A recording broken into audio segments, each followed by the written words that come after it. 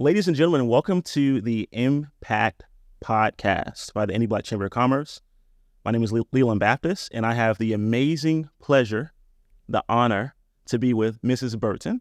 So real quick, I want you guys to kind of understand how important this is. I went to an event called the She Event earlier this year, in which, now that I think about it, were all those people in that room people who were associated with you?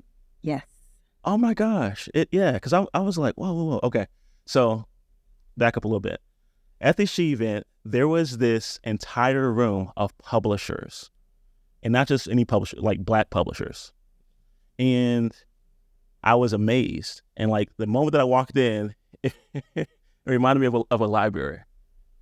And so immediately I was greeted by Mrs. Burton, and I was able to learn so much about her and what she does. Fast forward, she actually had a workshop that she held for the community. My wife went to the workshop and since then has been doing her own homework, digging into all the stuff that she wants to write about and things like that. So with that being said, Ms. Burton, can you let the audience know more of what you do and all of your special talents? Oh, thank you so much. And thank you for having me here today. I'm excited to be here. So I am Denola Burton. I have started my own business about 7 years ago, not ever thinking that I would be an entrepreneur or start a business. But my business is called Enhanced DNA, and the DNA stands for Develop, Nurture, and Achieve, where we develop and nurture individuals and organizations so they can achieve their objectives. And so I have kind of two arms of my business, the HR, because I'm an HR professional, piece of the business where we provide leadership, communication, and performance workshops and interventions for mostly nonprofit agencies. And then we have this publishing arm. So I have my own publishing business. That's where I met Leland. And this She Event was one of the first times that we have had that many authors in the same space for Indianapolis, at least, to see the talent that we have in this city related to books. So we had 24 authors in that building and some publishers that were able to share their expertise as well as the books that they write. And so I coordinated that event along with the She Event Indy with Katina Washington and the big She Event that she had. So in addition to all of the vendors that were there for the She Event, we had this room called She Reads. And She Reads was an amazing opportunity for authors to show what they have done and show their expertise. So that's kind of the work that I do. I am very passionate about not just helping authors get their books published, but to get them published with excellence, professionally, following the guidelines of the Independent Book Publishers Association. So that's kind of the theme of my business, and both pieces of my business really center around education and ensuring that others have the ability to do whatever they are doing with excellence. Awesome. Now, I also want to learn about the HR as well. So I'm not sure, is that the right arm or the left arm? I don't know which arm it is. But my HR expertise started, I worked for Eli Lilly and Company for over 27 years, actually. But I'm a scientist by background. And I have a bachelor's and a master's in biology. So that's why I went to Lilly. But mid-career, I was asked to try out an HR assignment, human resources. And I fell in love with the ability to provide tools and resources for individuals of all levels, whether they were the lowest level employee all the way up to vice president, so they could be successful in their roles. That role was called employee relations. And that's where I learned how to nurture others. And so when the opportunity came for me to be able to retire from Lilly early, because obviously I'm not old enough to be a retired. Absolutely not. I decided to start my own business. But like I said, I wasn't intending to be an entrepreneur.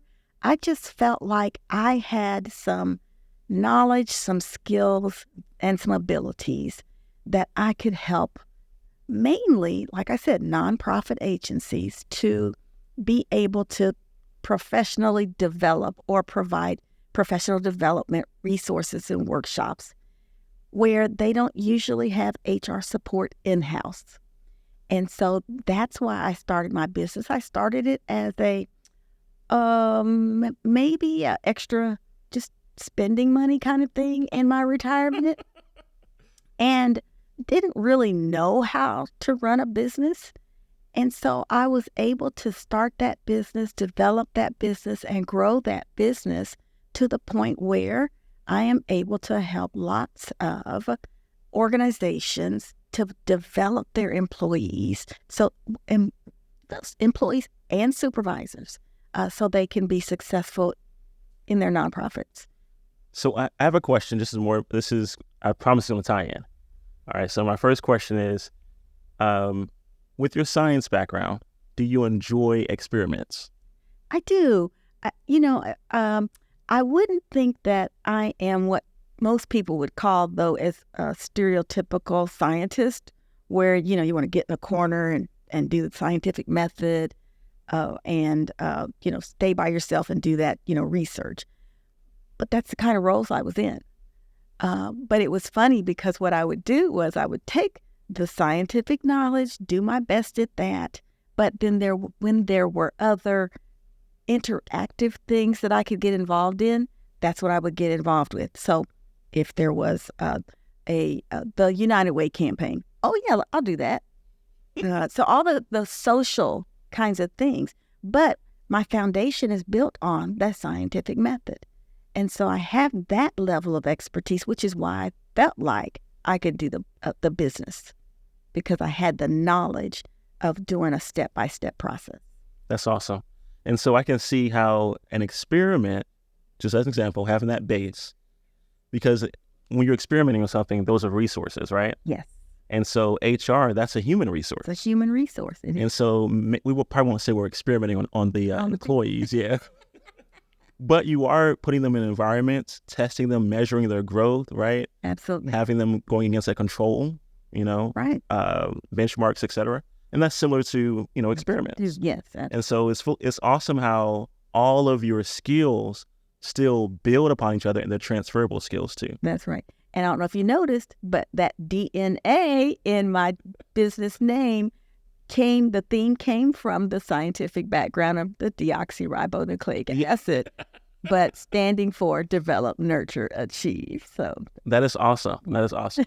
So there are a lot of businesses, whether it's small, medium, or even large, that for some reason they feel as though that HR is something that they don't need in-house.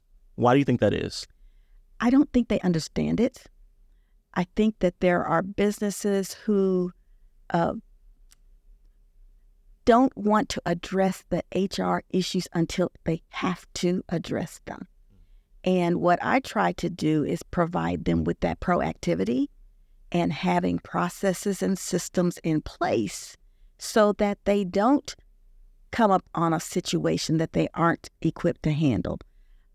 One of the things that I'm really working on lately is trying to help small businesses to develop their HR processes, because many small businesses not only don't have an HR person in-house, they are usually a business of one or few and don't know the things that they need to have in place. And so I've put some systems in place to share with small businesses so that they can understand that they need to have HR processes, job descriptions, all those kinds of things that will help them run smoothly, even if they don't have employees yet. Have the processes in place so that when they get employees, they are prepared to have their businesses running smoothly. That's awesome. So right now, I mean, we have entrepreneurs that are listening to this, right? So what's a step that you can tell that solo entrepreneur, that solopreneur, to take to, like you said, have the processes, et cetera, et cetera. Yeah, just like we have a business plan, you should have an HR plan. Have an HR plan. Write down the steps of the kinds of things that are needed in their business from an HR perspective. And so is that a policy that you need to have in place? Do you understand what would happen if you had someone that you wanted to hire as a contractor or an employee? Do you know the difference between the two? The 1099 employee versus, do I hire them full-time or even part-time? But are they an employee or 1099? Do you understand the difference? And so really putting that plan in place is the first step. And then looking at what policies, procedures that you need to have in place to ensure that your business is going to be able to be sustainable. Because that's our goal, is to sustain our business. So that's my recommendation at first, is to look at the processes that you have in place, just like you have a business plan, and map that over to an HR plan. Awesome. So sometimes when people when I think of HR, one of the things I think of is you need HR so you won't have any inner conflict, right? Or even, I guess, even external conflict. Right. And some of that comes from the culture of an organization. Absolutely. It is all about the culture, and the culture starts at the top. That's why you need to have that plan and those processes, those procedures, those policies in place, because those are developed by those at the top, whether it's the individual CEO or the team of people they may have under them. However they decide to run their company is determined by what's in those policies and processes and procedures. And if the people that come to interact with them, whether they're employees or whether they're external, they need to understand that they're following those processes, those policies, those procedures. And if you have nothing to share, then they're like, well, what is their culture? They don't even know what their culture is.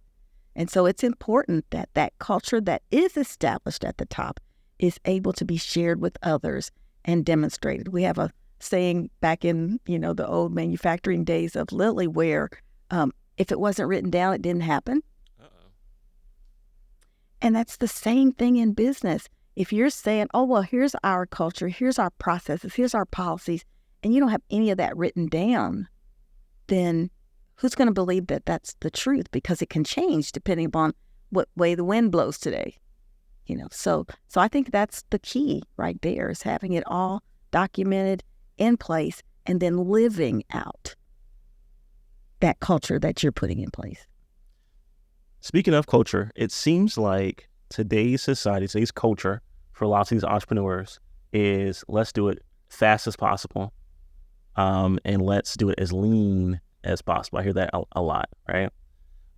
So when you're trying to help someone understand, like, sure, be lean, right? Be profitable, but make sure you have the right procedures in place. So how often would, let's say, someone that has a team of 5 people, how often should they meet with you?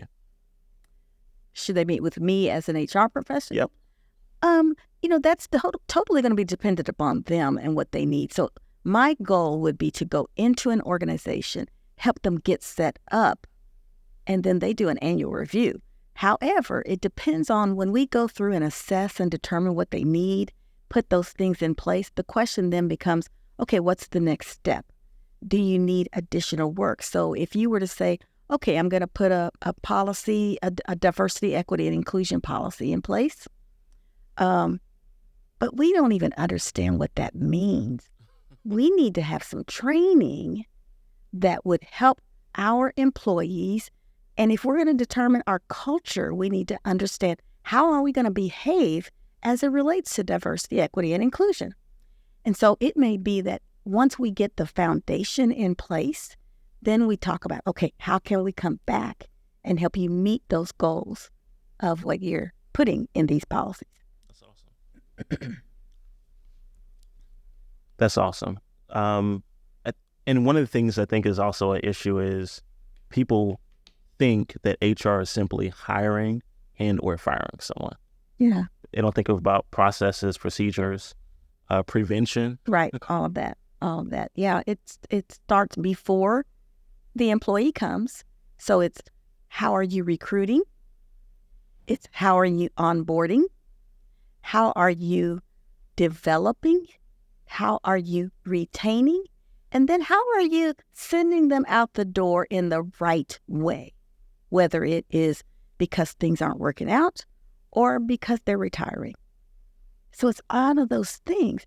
And they're different if they are a full employee or a contractor.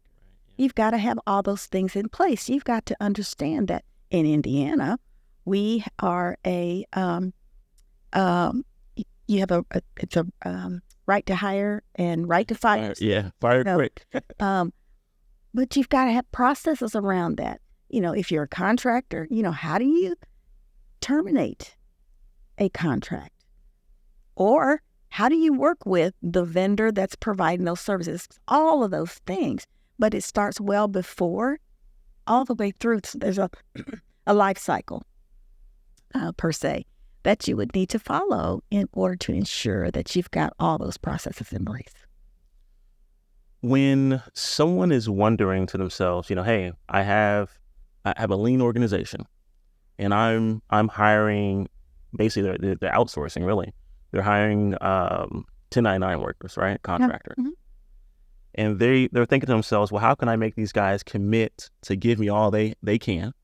And they're listening to you, and you tell them, how can you invest in them, right? How do you handle the business owners like, well, if I invest in them, they're going to leave me.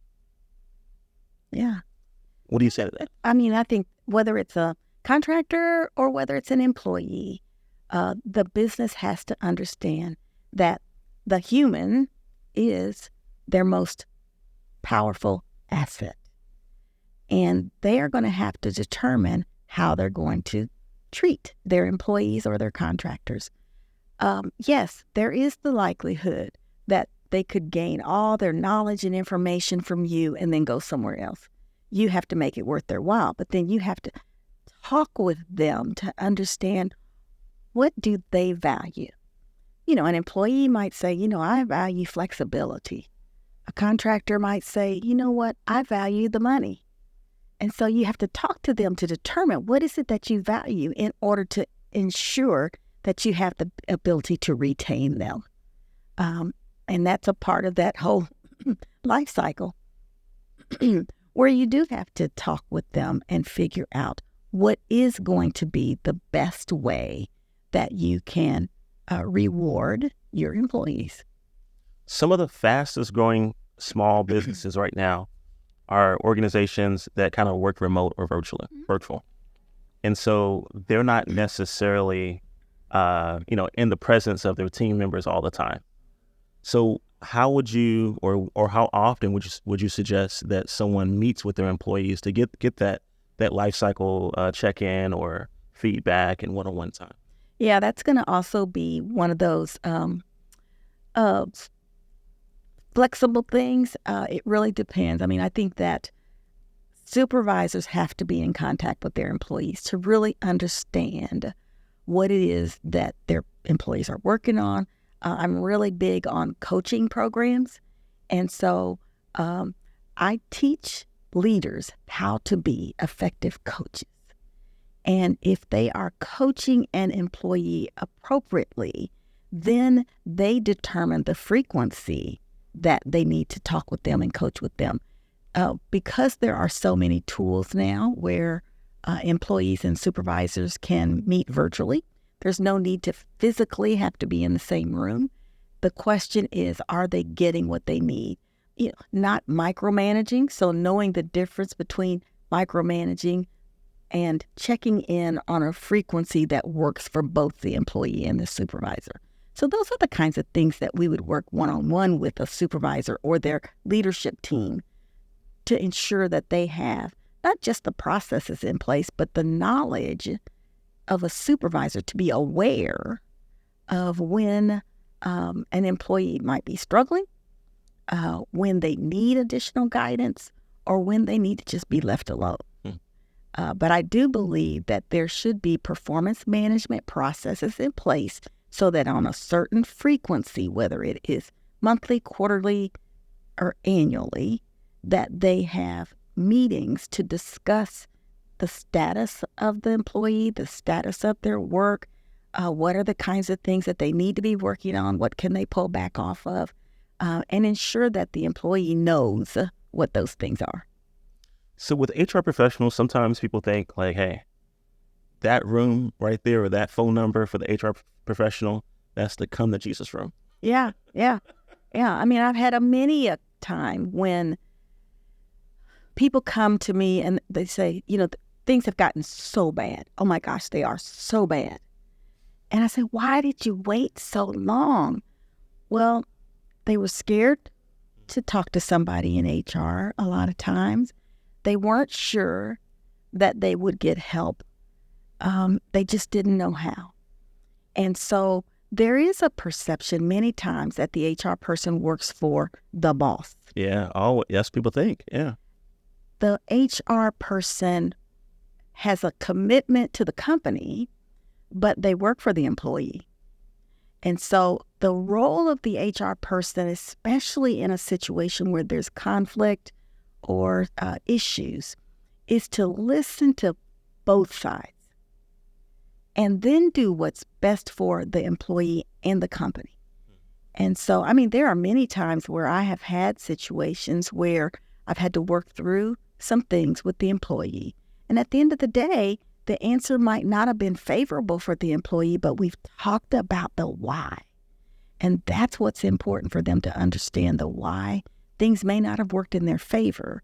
And likewise, I've had the same thing where I've had to tell a supervisor, you know what, you didn't quite work through this the right way. And as a result of that, you can't move forward with whatever you were trying to go through for this employee. So, I mean, it's really about listening.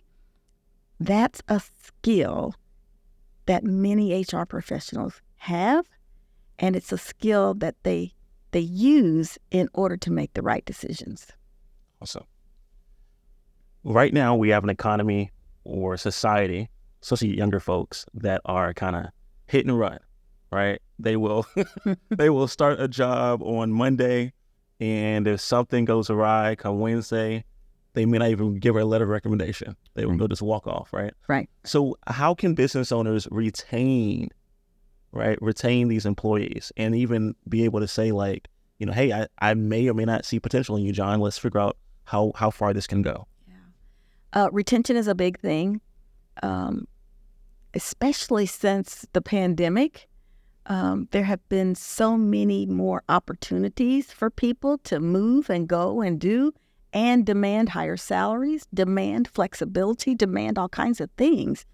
And so since the pandemic, there have been a lot of things that organizations have had to do in order to think about how to retain their employees.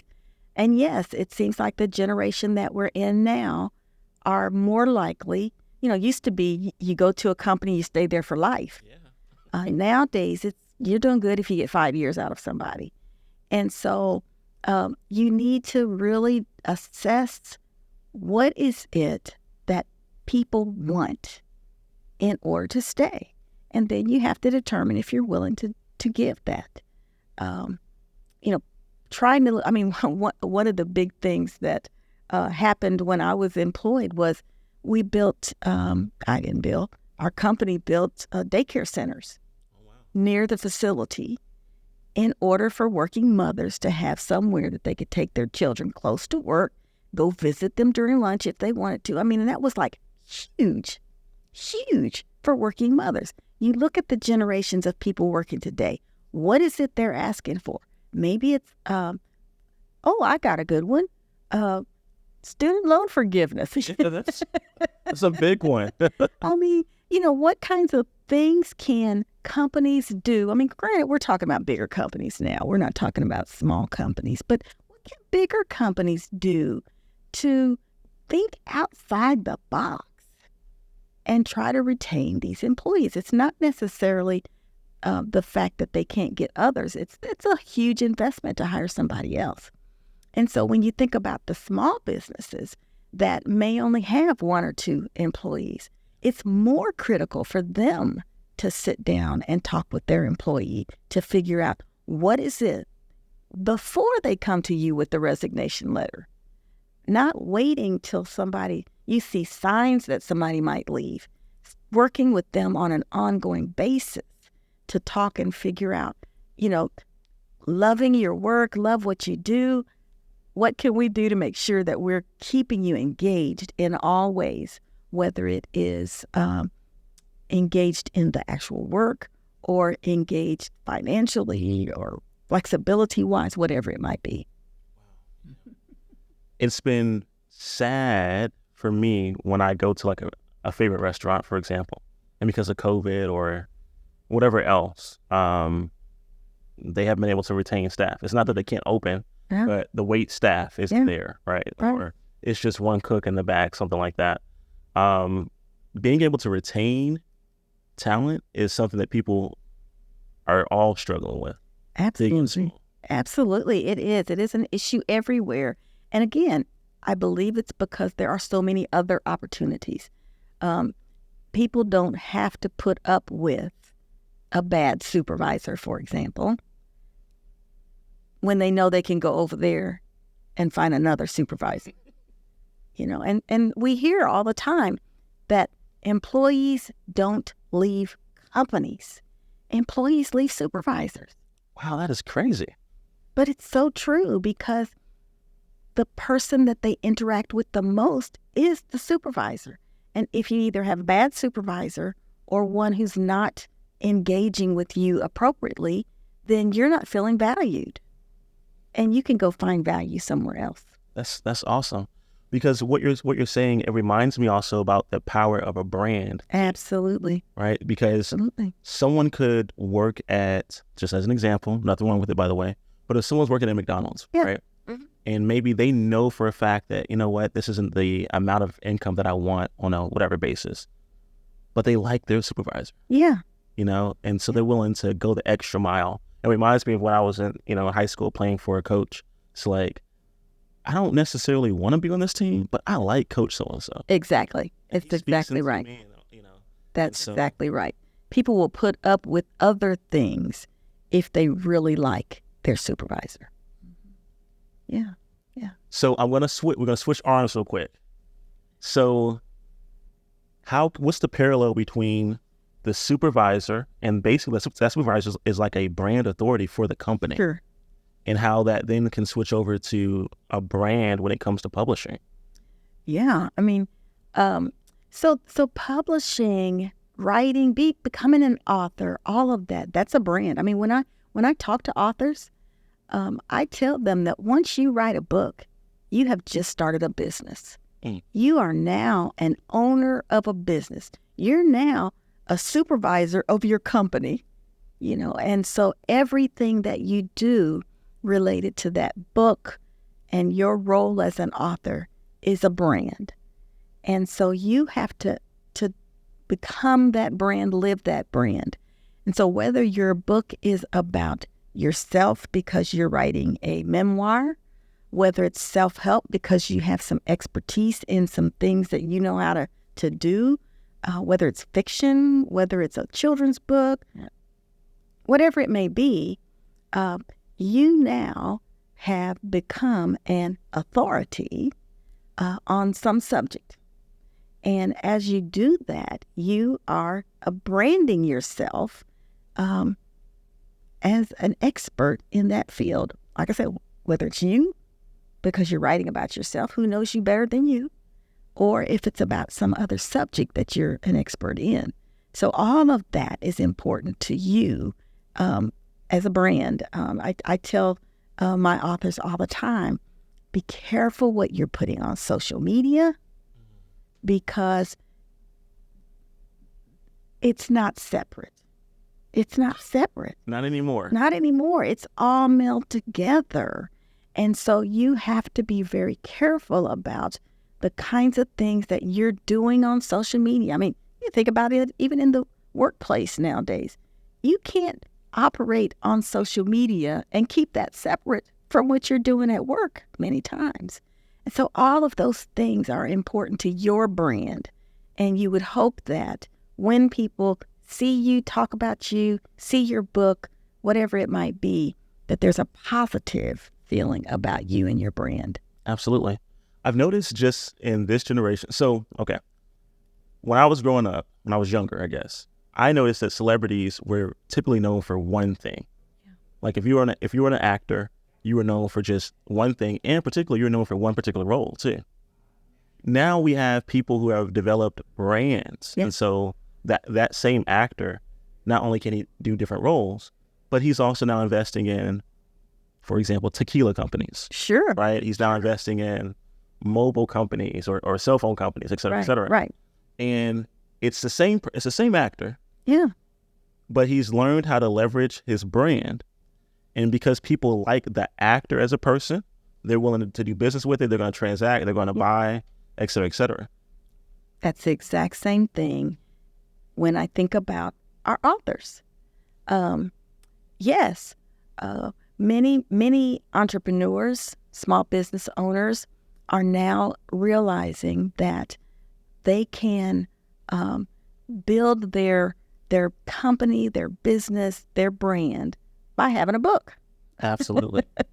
The book is going to feed and help the business. The business going to help feed the book. I mean, it works both ways. Yeah. And so there's many more people who are establishing themselves. The book doesn't even have to be about the business that they're doing. Nope, not anymore. It can be something totally different. Just the fact that they have written a book provides some credibility to their brand. And the fact that somebody has the ability to write a book, because it's no, simple feat to write a book and be able to effectively, professionally publish it. And, even though I am a publisher, I don't feel like I have to publish your book in order for me to want you to be successful with your book being published. My goal really is to make sure that you understand all the tools and the tips and the resources available to get your book published professionally. Absolutely. So, Mrs. Burton, for the listeners, what's the next step for them? How can they get in touch with you? Yeah. So I have all of my themes are enhanced DNA. So you can always find me either by my name or by enhanced DNA. So Denola Burton, Denola, Denola Burton, on Facebook, LinkedIn, or Instagram. Enhanced DNA. So I've got Enhanced DNA Publishing on Facebook. Enhanced DNA Develop, Nurture, Achieve on Instagram. And Enhanced DNA on, I did it backwards. Enhanced DNA Develop, Nurture, Achieve on LinkedIn. And then Enhanced DNA on Instagram. But either way, you can find me, Denola Burton or Enhanced DNA. And then my website is Enhanced DNA Publishing or developnurtureachieve.com. Awesome.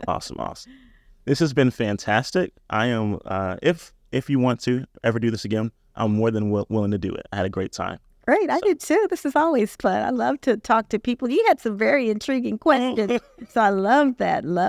Thank you. Absolutely. I learned so much from you today. So Thank you. We'll catch you guys on the next one.